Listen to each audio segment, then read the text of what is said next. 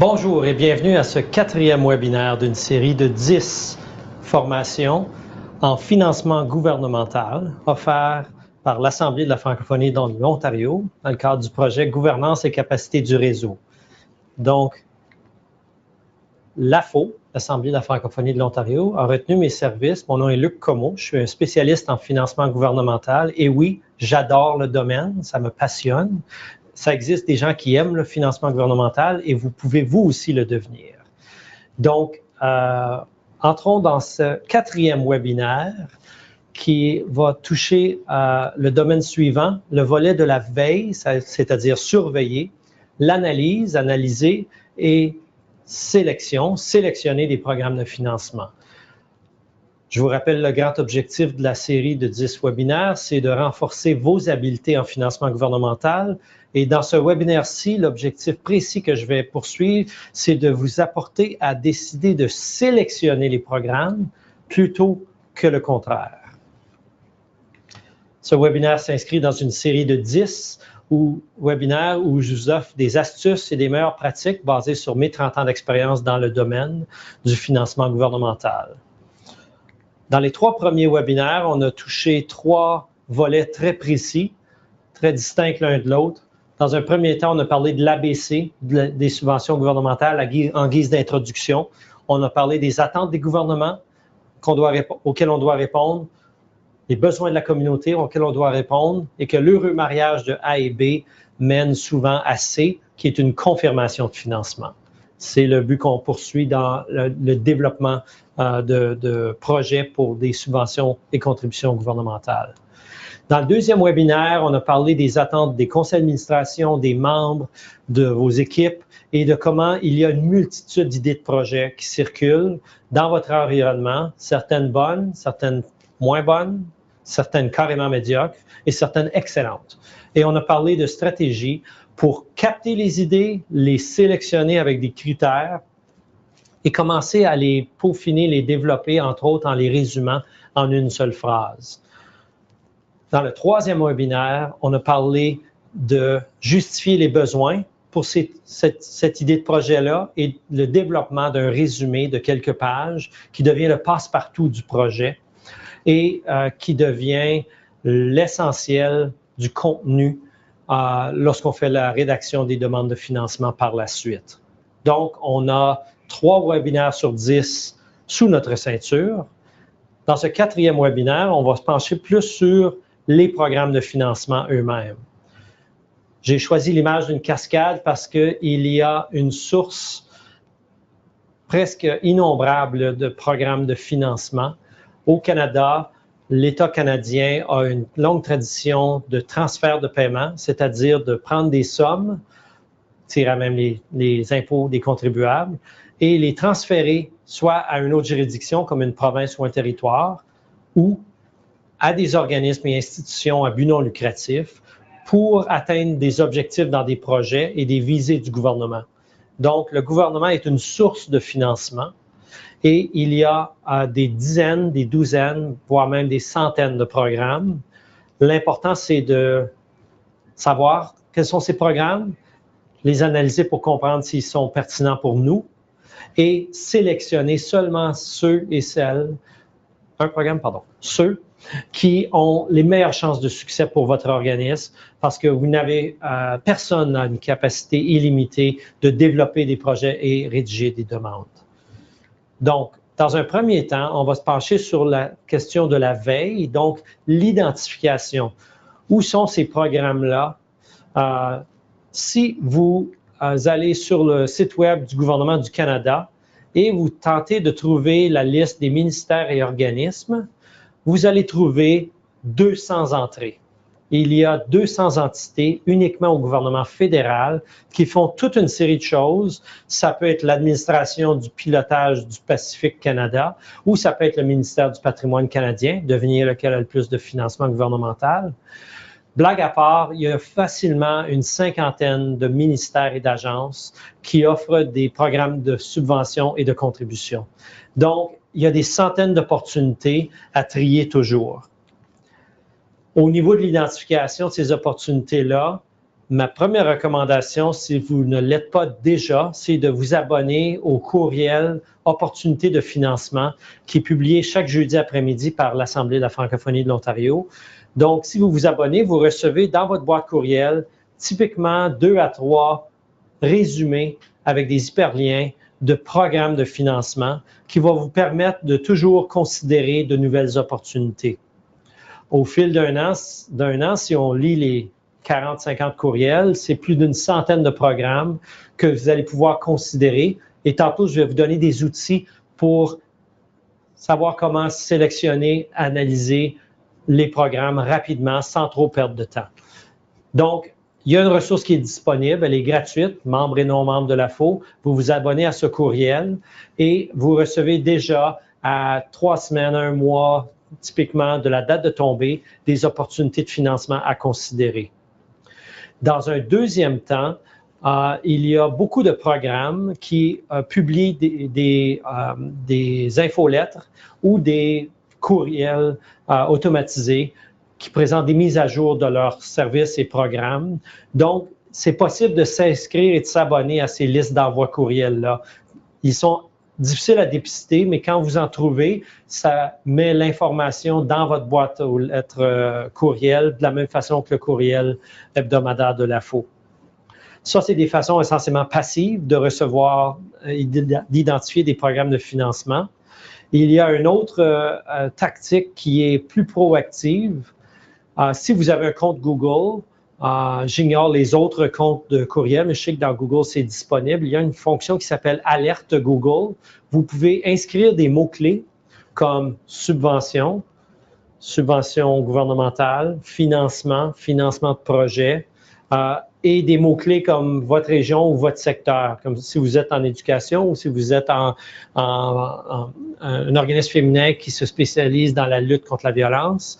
Vous pouvez mettre des mots-clés et vous pouvez ajuster les réglages et recevoir une fois par semaine un courriel de Google qui vous présente 1, 3, 5, 7 liens. Moi, je fais cela et à chaque semaine, je reçois une dizaine, vingtaine de liens vers des programmes. J'en ouvre quelques-uns lorsqu'on parle spécifiquement d'un programme de financement. Donc, c'est une façon d'être proactif pour identifier davantage de programmes de financement. Vous pouvez également aller sur le site web Subventions Ontario pour connaître le répertoire des programmes offerts par la Fondation, par le gouvernement de l'Ontario, ses différents ministères et agences. Donc, je me réexplique plus clairement. Vous allez dans Google, vous tapez les mots-clés Subventions Ontario et dans les premiers résultats, il devrait apparaître un portail qui a une liste des programmes que vous pouvez vérifier régulièrement. Au niveau du ministère du Patrimoine canadien, il y a facilement une bonne quarantaine de programmes. Sur le site web, donc ministère Patrimoine canadien, vous inscrivez aussi le mot-clé A-Z. Il y a un répertoire alphabétique A à Z des programmes de financement du ministère. Donc, c'est un autre site web que vous pouvez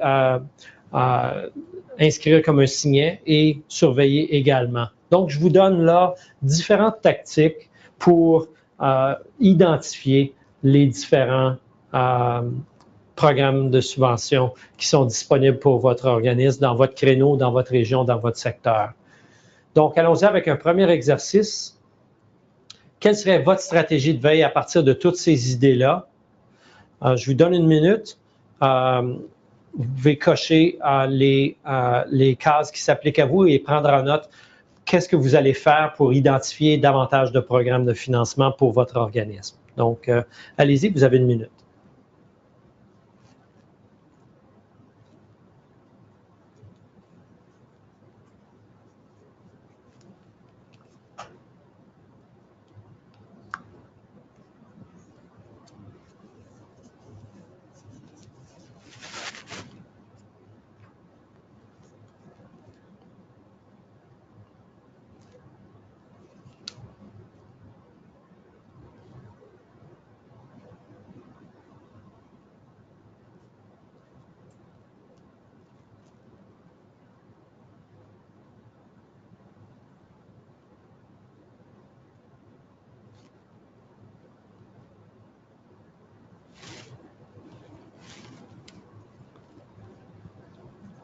Vous avez peut-être remarqué que dans cette liste, j'ai inscrit un élément que je n'ai pas mentionné précédemment dans ce webinaire.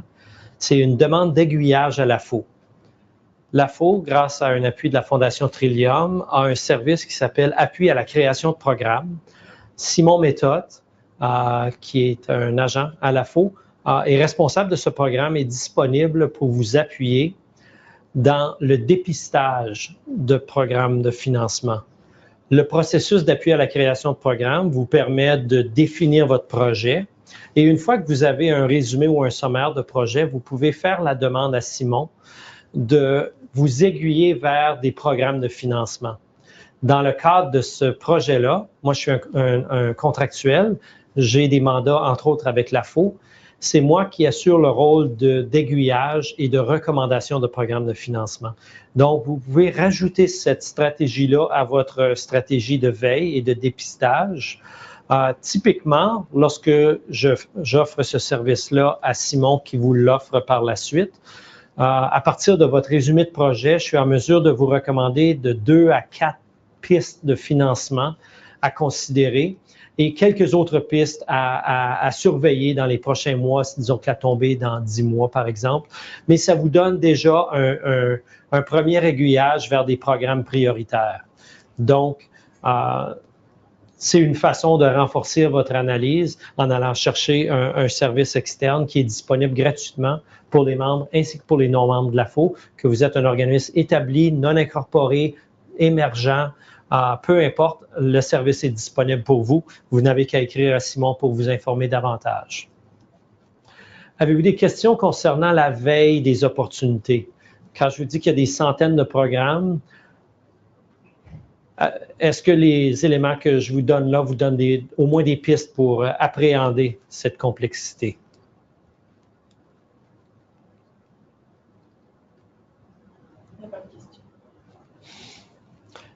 Merci. Passons à la sélection des programmes. Parlons des meilleures pratiques dans plusieurs domaines. Pour choisir des programmes, et je vous le disais tantôt, l'idéal, ce n'est pas le programme qui vous choisit, c'est vous qui avez un projet qui répond à un besoin spécifique, qui décidez de sélectionner un programme qui a des objectifs similaires et de leur formuler une proposition de financement. C'est un peu un changement de mentalité que je vous propose, parce que souvent, lorsqu'on est en carence de ressources financières, ce qui est souvent le cas dans le but non lucratif au Canada, c'est un secteur énorme où il y a beaucoup d'emplois, il y a beaucoup de gens qui font des impacts majeurs dans la vie des Canadiens, mais c'est un secteur qui souffre de sous-financement chronique. Donc, c'est normal de sentir qu'on n'a pas assez de ressources pour faire nos projets. Moi, je vous encourage à surmonter cet obstacle en définissant d'excellents projets qui répondent à des besoins, mais également en devenant proactif et en choisissant à quel programme vous allez faire des demandes, plutôt que de vous lancer dans une panoplie de demandes dans toute une gamme de programmes. Ça veut dire faire moins de demandes dans une année, mais essayer de choisir les opportunités qui ont le plus de chances de réussite pour vous. Le premier test, quand on vous envoie un programme, on vous envoie un lien, il y a quelque chose qui vient de sortir, il y a un gouvernement qui essaie d'atteindre des objectifs, il y a un programme de subvention. La première chose, c'est d'essayer de trouver la liste d'admissibilité. C'est une astuce qui va vous sauver beaucoup de temps. Est-ce que votre entité est admissible? Si vous n'êtes pas incorporé, il y a des programmes qui s'adressent à vous, mais beaucoup de programmes de financement exigent que vous soyez un organisme à but non lucratif avec des lettres patentes, donc un enregistrement, incorporation avec la province ou le fédéral. Donc, et en plus, il y a des programmes dont l'admissibilité est restreinte à des organismes à but non lucratif locaux, par exemple, ou nationaux, ou on exclut les conseils scolaires, les hôpitaux, les universités, tout ce qui est organisme parapublic. Donc, il faut vraiment prendre le temps de vérifier que notre organisme est admissible au programme avant de lire le reste de la documentation. Typiquement, on vous présente une page web avec au moins 200-300 mots et par la suite des lignes directrices, des outils, des formulaires. On vous propose des webinaires. Avant de regarder tout ça, le premier test, c'est l'admissibilité. On vérifie si on est même admissible. Si jamais on ne l'est pas, on peut faire une de deux choses. Si, exemple, on est un conseil scolaire et on veut absolument faire un projet et le faire avec ce bailleur de fonds-là, on peut peut-être faire un partenariat avec un organisme admissible et travailler ensemble à soumettre la demande. Il y a aussi l'idée de remettre à l'an prochain. C'est possible que les critères d'admissibilité évoluent d'une année à l'autre selon les programmes. Donc, dans un premier temps, la meilleure pratique, lorsqu'on parle de sélection de programme, c'est de vérifier l'admissibilité. Moi-même, parfois, j'oublie de le faire. Je commence à lire le programme, je m'enthousiasme pour un projet et je me rends compte, après avoir mis 30 minutes, 1 heure, peut-être plus, que j'ai essentiellement perdu mon temps. Il y a beaucoup de données, beaucoup d'informations, beaucoup de complexité dans les structures d'attribution des subventions. Il y a de l'admissibilité, il y a des critères, il y a des objectifs, il y a des dépenses admissibles. Dans un premier temps, on peut se sauver de l'énergie en faisant le test d'admissibilité, la vérification de cela avant de passer à une analyse plus approfondie. La deuxième analyse que je vous propose, c'est de lire les objectifs. Typiquement, les programmes de financement ont 3 objectifs maximum qui se résument en 3 petites phrases. C'est vrai que dans les lignes directrices d'une trentaine de pages, on va faire référence à 12 autres composantes, les projets prioritaires, le ministère a choisi d'investir dans ABC. Le texte des objectifs, c'est la deuxième analyse prioritaire critique à faire. On tente de trouver ces 3 paragraphes-là et on les lit à 2 ou 3 reprises d'affilée et on essaie de détecter est-ce qu'il y a vraiment un rapprochement entre votre projet et ces objectifs-là. Je vous explique le bien fondé des objectifs de programme.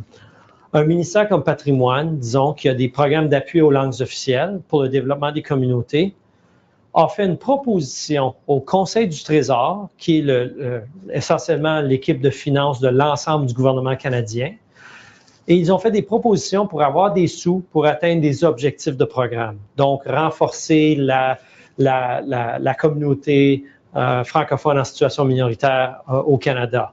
C'est un objectif de programme.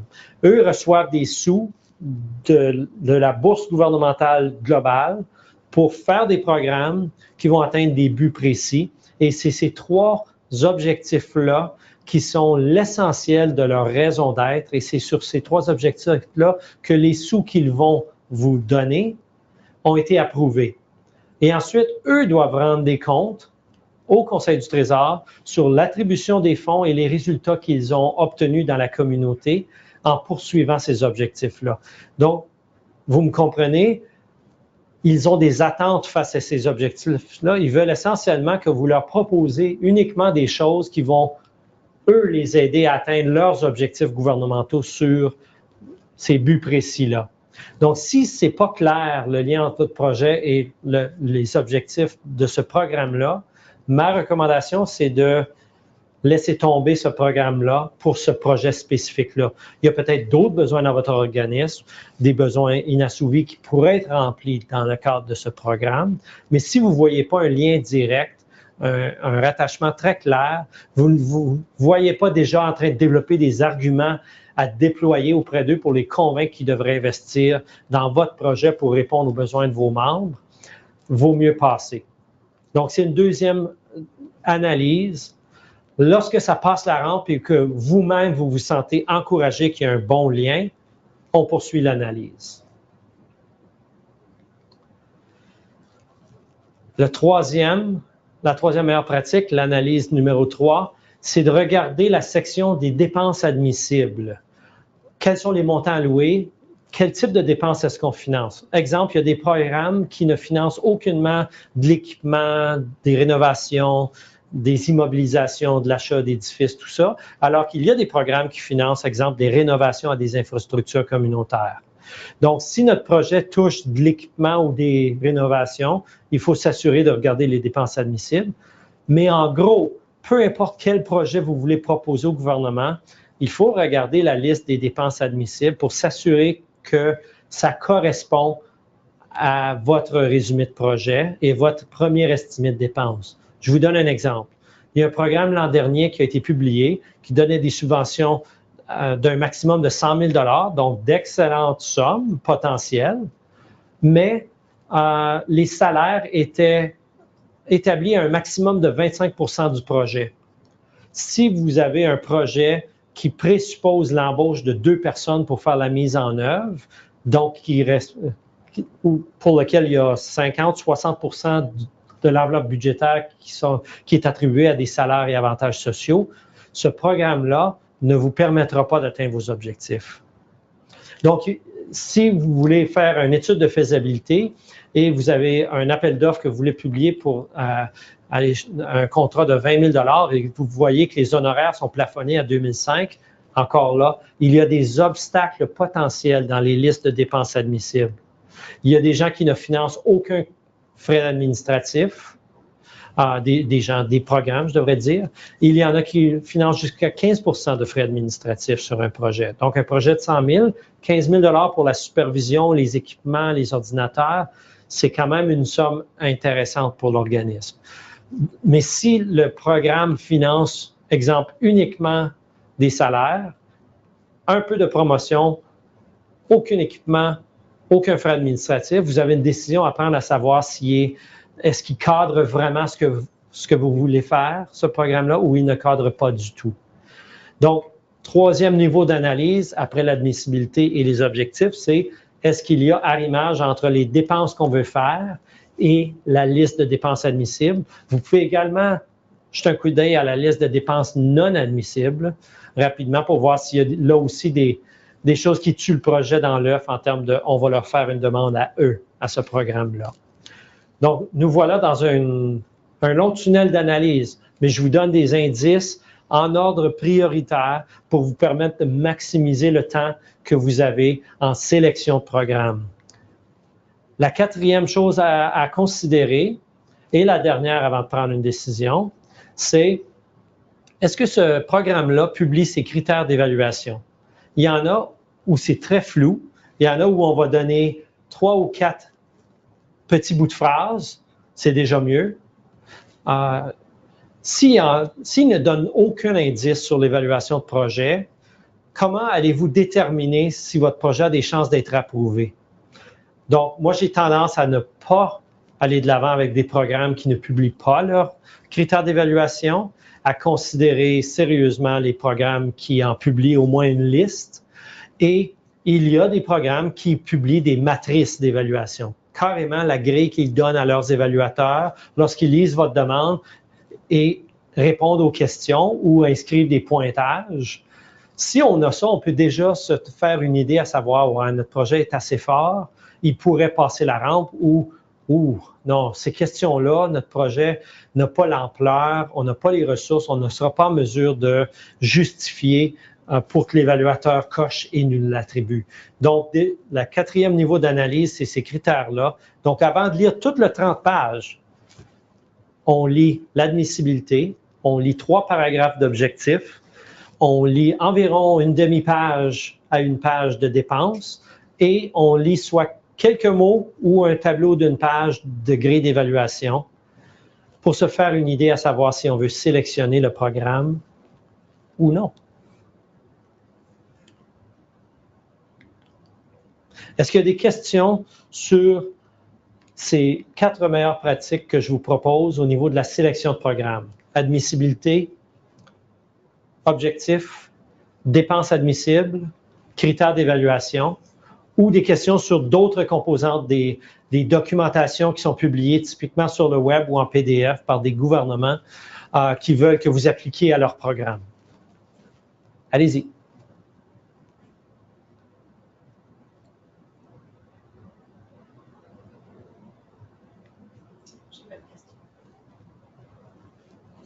D'accord?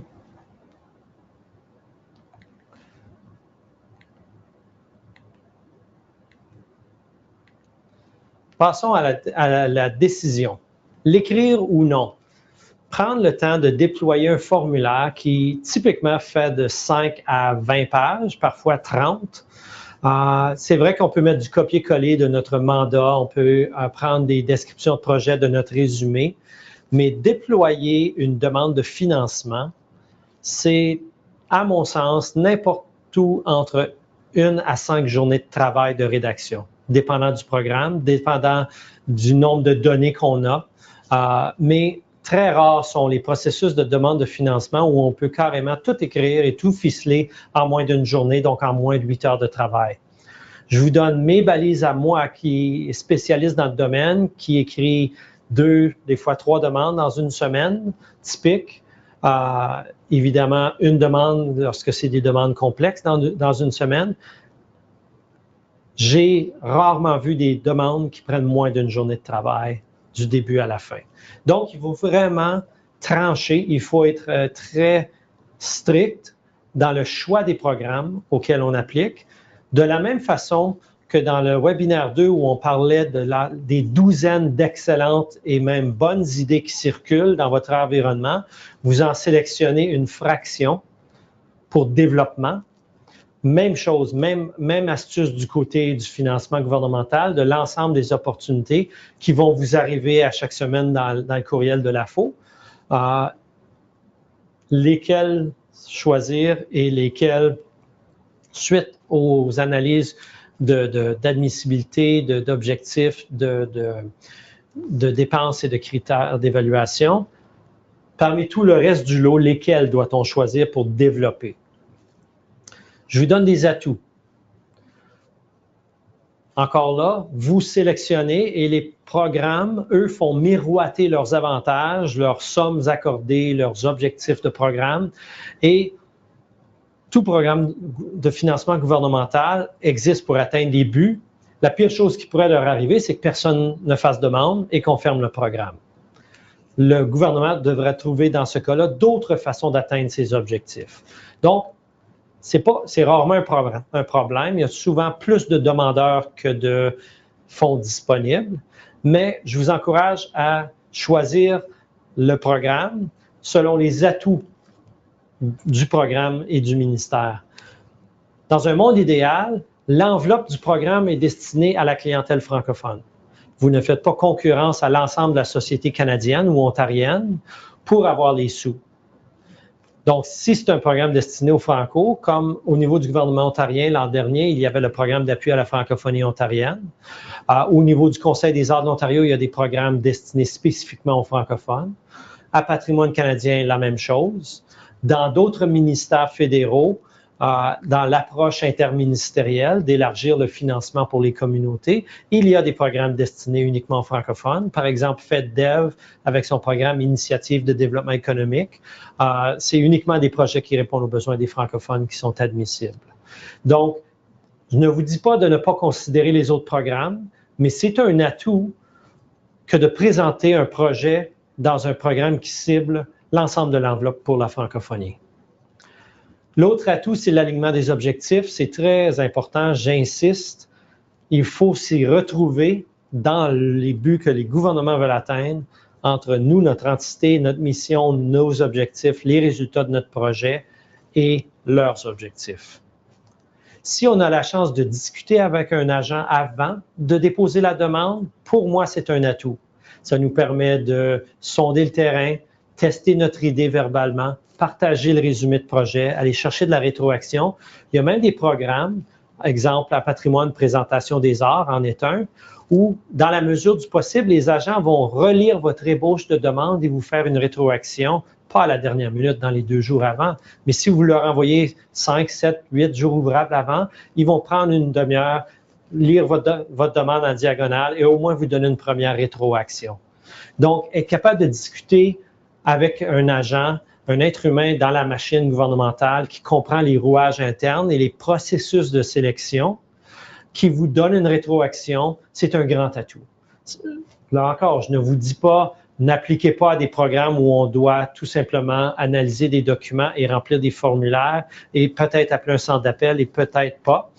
Mais c'est un atout lorsqu'on peut échanger avec quelqu'un en fonction de notre projet. Un autre atout, c'est un formulaire, un processus d'inscription et un formulaire idéalement en ligne, simple, avec un système en ligne qui offre une stabilité, c'est-à-dire on ne perd pas des données alors qu'on écrit notre demande. Il y a quelques années, c'était un gros défaut et un gros défi des programmes de financement en ligne, mais les systèmes et les formulaires sont maintenant beaucoup plus stables. À Trillium, par exemple, au Conseil des arts de l'Ontario, le système du gouvernement ontarien, Subvention Ontario, c'est un exemple de formulaire en ligne où il y a encore des défis d'utilisation. Au niveau du fédéral, il y a certains programmes qui ont des formulaires en ligne, mais la vaste majorité des programmes fédéraux utilisent des formulaires PDF, donc des formulaires que vous téléchargez sur votre ordinateur et avec des questions à remplir, avec des cases où on répond à des questions et on télécharge ou on envoie le formulaire par courriel. Il y a des programmes fédéraux comme Jeunesse Canada au travail, comme Emploi étudiant Canada, où il y a des systèmes en ligne. Et il y a des processus très lourds d'inscription et il y en a où c'est relativement simple. Ça varie selon le programme. Mais un atout, c'est que tout ça, c'est facile à utiliser. Quand c'est très stable et facile, on peut bien travailler avec le ministère.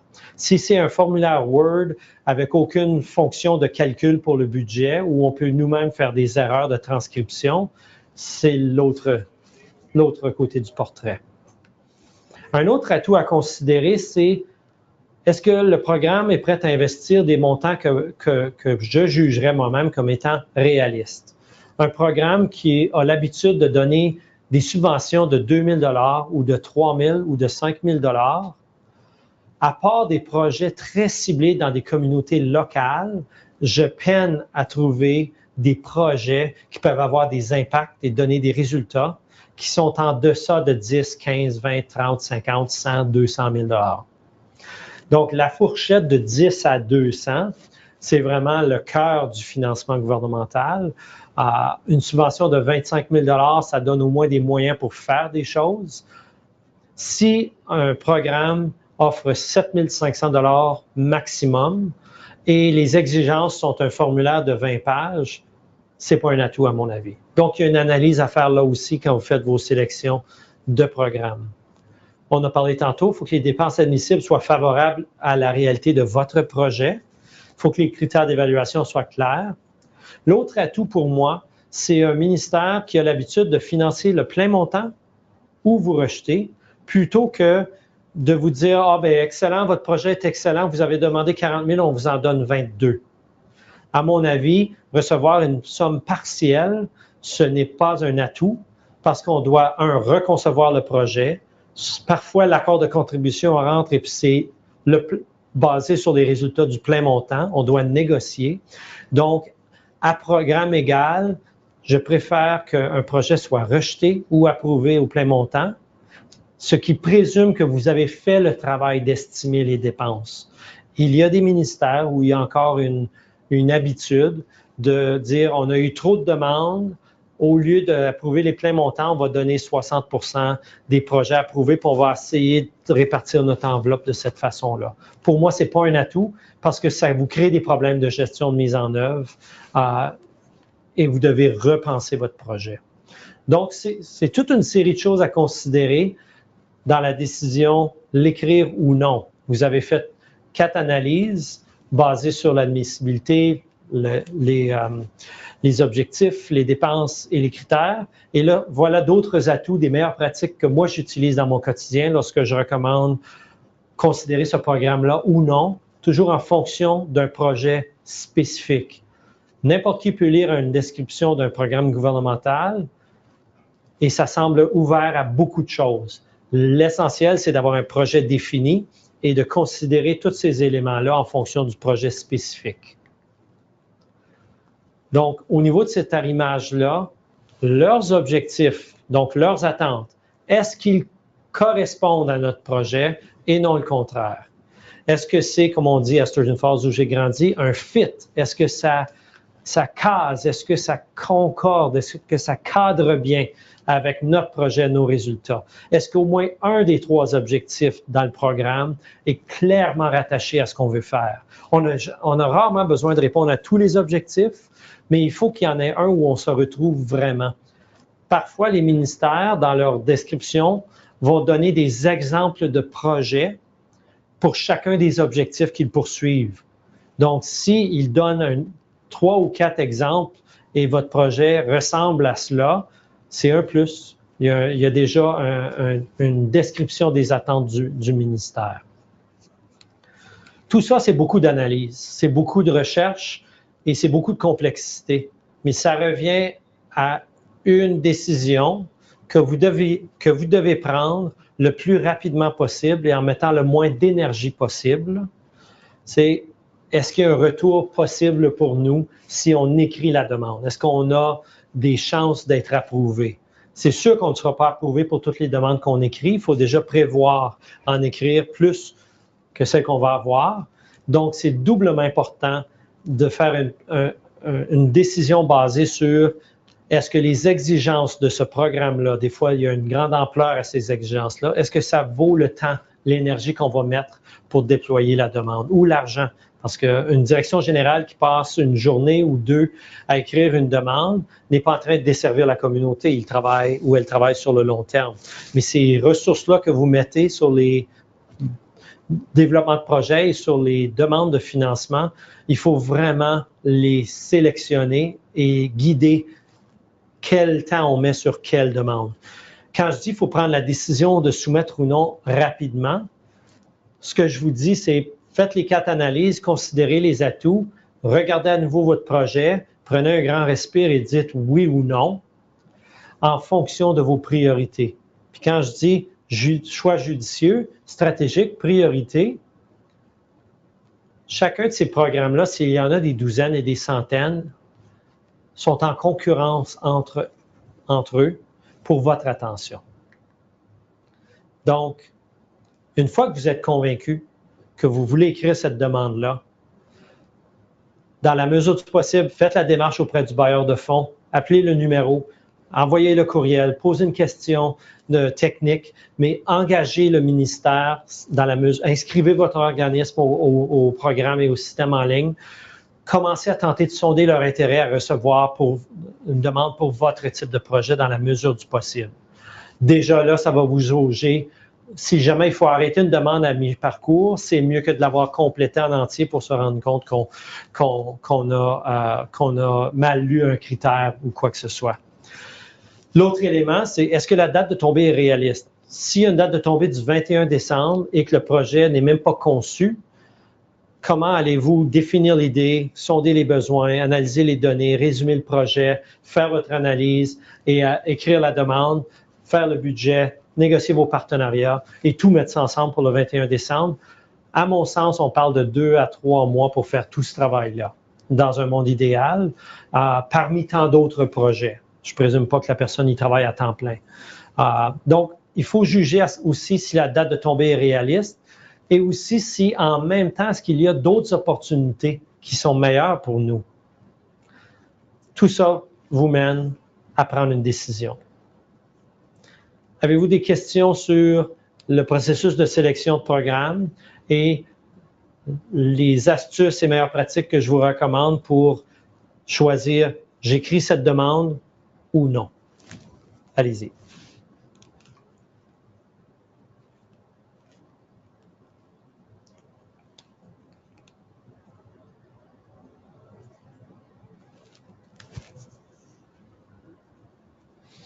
N'hésitez pas, c'est votre chance de poser des questions à un expert.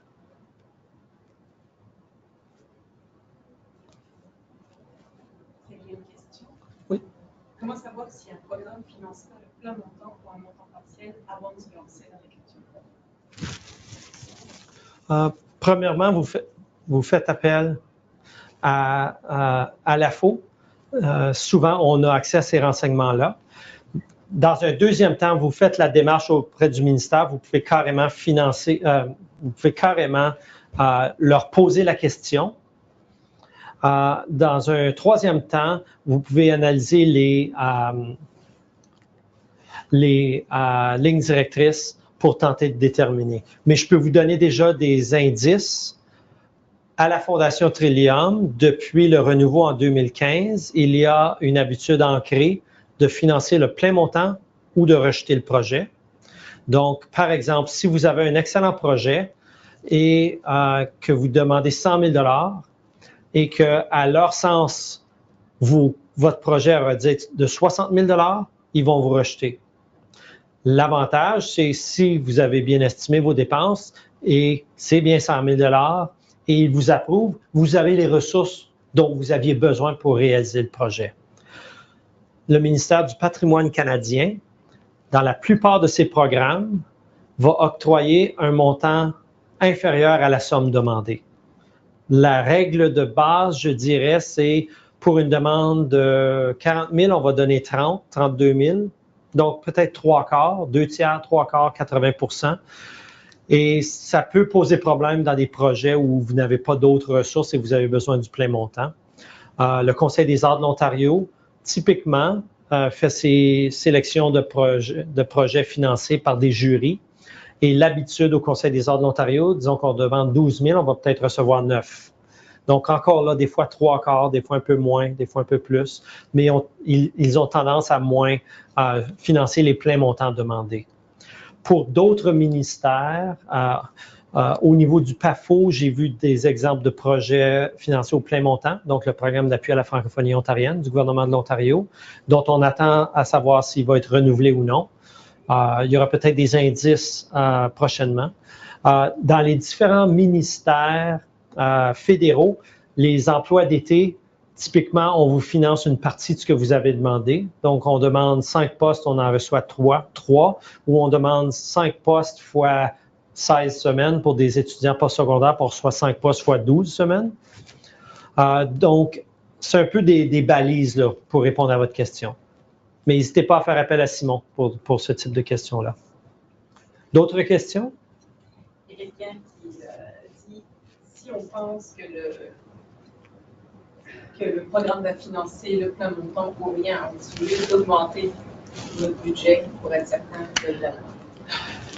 Je ne recommande jamais d'augmenter les budgets au-delà des sommes que vous êtes certain dont vous avez besoin. Évidemment, lorsqu'on fait un résumé de projet et qu'on élabore un budget, et même lorsqu'on remplit les sections financières élaborées, détaillées d'une demande, ça reste des prévisions budgétaires. Ce n'est pas la réalité. C'est notre meilleure lecture de l'estimé des coûts. Ma recommandation, c'est de se simplifier la vie et de s'en tenir au meilleur estimé possible de la prévision et de demander en fonction de cela, plutôt que de gonfler les chiffres et là, ne plus être certain par la suite de comment on avait vraiment besoin de sous pour le faire. On peut s'entortiller dans une complexité. Moi, ce que je recommande, c'est d'estimer de quoi on a besoin, un salaire à temps plein, une personne à temps partiel, 2 jours semaine, peu importe, 10 000 $ pour de la promotion. On estime ce qu'on a besoin pour rendre les résultats. On demande ces sommes-là, on bâtit notre enveloppe de revenus basée sur ces dépenses-là et on espère être financé à la hauteur de ce qu'on veut faire en prévision, tout en sachant que lors de la mise en œuvre, il y a peut-être de l'évolution quand même. Donc, c'est un peu une règle de simplicité que je vous propose par rapport à ça. Allez-y. Une question, est-ce que vous savez quelle subvention nous donne de l'argent pour l'administration, pour les salaires ou pour l'équipement? Au niveau de l'équipement, typiquement, c'est le programme Immobilisation à la Fondation Trillium. Rares sont les programmes fédéraux qui financent de l'équipement. Dans certains programmes, on peut inclure une somme genre de 5-10 % de l'enveloppe. Donc, un projet de 50 000, pas plus que 5 000 pour de l'équipement. Si on peut justifier que l'achat ou la location de cet équipement-là est critique à la réussite du projet. Donc, ça, c'était la réponse pour le volet équipement. Frais d'administration et salaire. Au niveau des salaires, la plupart des programmes vont vous permettre d'inscrire aux dépenses des salaires et avantages sociaux. Donc, typiquement, un salaire annuel avec 12 % pour les charges de l'employeur en surplus. Et rares sont les programmes qui ne financent aucun salaire. Et le programme PAFO, dont je vous ai parlé l'an dernier, avait un plafond de 25 % sur les salaires. C'est quand même rare qu'il y ait des plafonds sur les salaires. Au niveau des frais d'administration, je vous donne des exemples. À Trillium, on peut demander 15 %. À Patrimoine, la norme, c'est de 10 à 15 %. Au niveau de Jeunesse Canada au travail, emploi étudiant Canada, typiquement, on paye 0. En frais d'administration, on va uniquement vous financer du salaire pour les étudiants. Et votre contribution, c'est la supervision, les démarches d'embauche, le pupitre, l'ordinateur, l'espace de travail. Ça devient des choses que vous contribuez au projet et eux financent le salaire de l'étudiant ou de l'étudiante. Les programmes de stage, typiquement, fonctionnent de la même façon. Typiquement, pour des jeunes de 15-30 ans sous-employés, il y a plein de programmes de stage où vous pouvez aller chercher, par exemple, 15 000 sur 18 000 de salaire pour 6 mois, mais tout le reste des coûts ne sont pas admissibles. Donc, grosso modo, Patrimoine Trillium, oui pour des frais d'admin, des programmes d'été, d'emploi, de stage, typiquement non. D'autres ministères provinciaux ou fédéraux, ça varie selon le programme, mais dans certains programmes fédéraux, on peut justifier 15 % en frais d'administration. Est-ce qu'il y a d'autres questions? Passons à l'exercice de la semaine. Je vous donne des consignes précises, encore avec notre ami l'engin de recherche, Google en l'occurrence pour moi, ça peut être DuckDuckGo ou peu importe votre engin de recherche de choix. Vous avez 2 recherches à faire. Dans un premier temps, vous inscrivez les mots-clés « Programme, démarrage, Fondation Trillium » dans un onglet. Dans un deuxième onglet, vous inscrivez les mots « Programme, collaboration, secteur, communautaire, patrimoine canadien ». Ces 2 recherches-là vont vous donner des résultats que vous allez pouvoir explorer. Vous êtes à la recherche d'un programme à Trillium qui a une tombée du 6 février qui s'appelle Démarrage et un programme à Patrimoine dont la tombée pour l'Ontario pour des projets est du 4 février. Donc, à ce stade-ci, vous êtes arrivé au 3e webinaire avec une idée de projet, quelques phrases. Je vous ai donné des approches pour développer votre résumé de projet. Vous avez la semaine pour le faire. En même temps que vous développez votre résumé de projet, idéalement en séquentiel, 3 jours pour développer, ensuite 3 jours pour faire ceci. Trouvez ces 2 programmes-là et téléchargez les documents. Créez-vous des dossiers sur votre ordinateur avec les lignes directrices, les formulaires, les PDF qui parlent du programme. Il y a une vidéo sur celui de Trillium, vous pouvez le regarder. Donc, vous avez un travail en premier niveau de télécharger et lire. Ensuite, faites l'analyse de l'admissibilité des objectifs, des dépenses, des critères. Considérez les atouts des 2 et en fonction de votre idée de projet, faites un choix, c'est-à-dire j'en choisis un, je choisis l'autre, j'en choisis aucun ou je choisis les 2.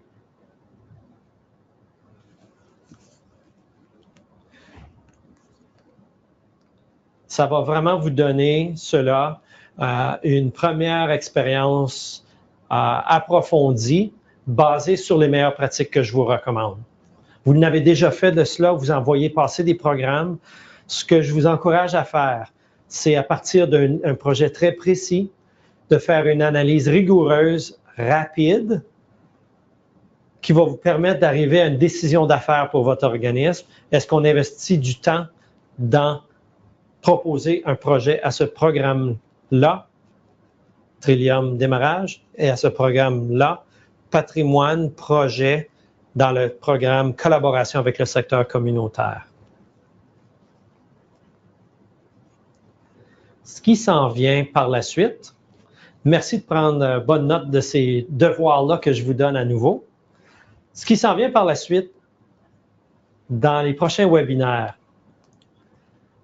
Dans le prochain webinaire, le webinaire 5, je vais vous donner ma liste priorisée selon ma lecture du marché, du top 10 des programmes en Ontario français.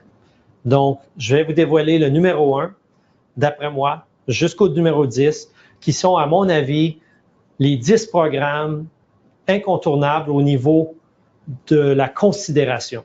À mon sens, votre entité devrait à chaque année considérer faire demande à chacun de ces 10 programmes-là si vous êtes admissible. Il y a plein d'autres programmes, mais le but de ce webinaire-là, c'est de vous donner une liste à ne pas négliger dans la multitude des programmes en fonction de ceux qui ont une liste qui correspondent aux atouts et qui ont un historique d'investissement en Ontario français. Par la suite, les 2 webinaires suivants, on va parler de préparer la demande et préparer le budget de la demande. Donc, dans les webinaires 5, 6 et 7, on va parler d'une série de programmes. Ensuite, on va sauter dans le feu de l'action au niveau de la préparation des demandes, au niveau des formulaires, du côté des textes et l'ensemble des exigences financières dans un 7e webinaire.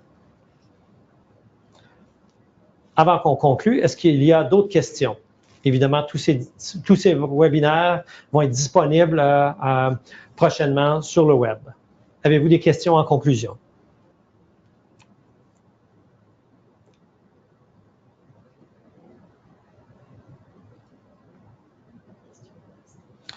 Merci beaucoup encore une fois de votre engagement à mettre en place les ressources pour réaliser des projets qui ont un impact sur la communauté franco-ontarienne.